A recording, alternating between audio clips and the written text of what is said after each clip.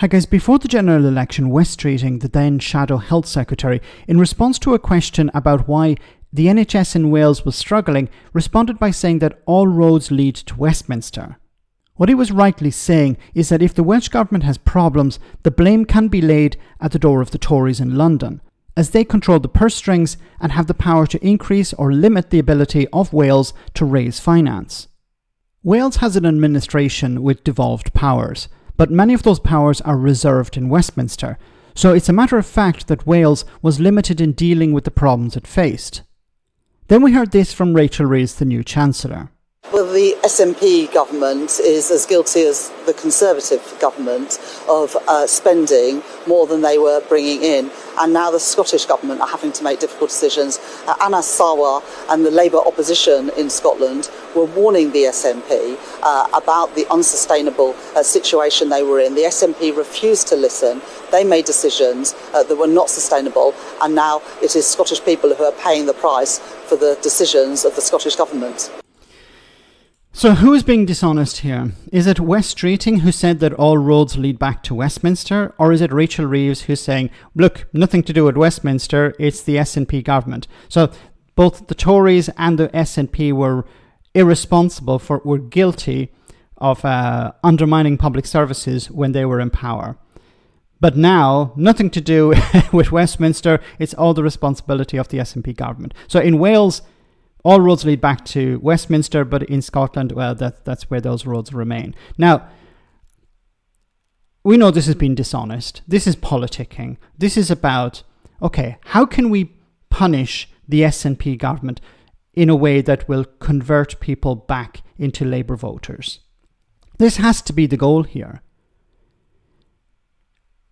When she talks about being fiscally irresponsible, or not being sustainable, what is she talking about? Is it free public bus services for certain sections of society? Is it about the baby box that needs to go? What about free prescriptions?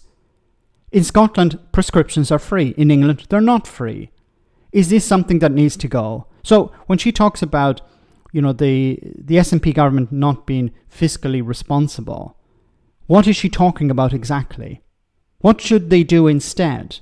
Are you going to give them more powers to be more fiscally conservative? No, I don't think so. I don't think that's going to happen at all. So what is this all about? I believe it's politicking. There's an election coming up in 2026. There's a chance that Labour could replace the SNP government with their own. And of course, what Rachel Reeves needs to do is run the SNP government down as much as possible. But the problem with this is that a government in Scotland will always have limited ability to raise taxes to deal with problems. And there's no incentive for the Westminster government to help them out. So you see, at the moment at least, it benefits Rachel Reeves and her party to see the SNP government struggle, because this will help Labour in Scotland.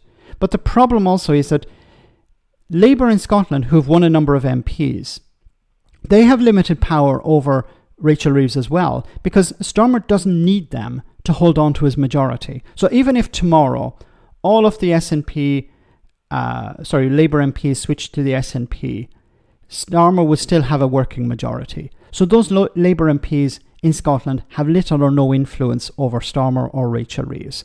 So while they may say, look, we need to pressure the government in Westminster to help out Scotland, there will be MPs in England who will say, no, we're the priority. Labour needs us more than they need you. So you have to get to the back of the queue. And the SNP government, of course, is at the back of the queue as well.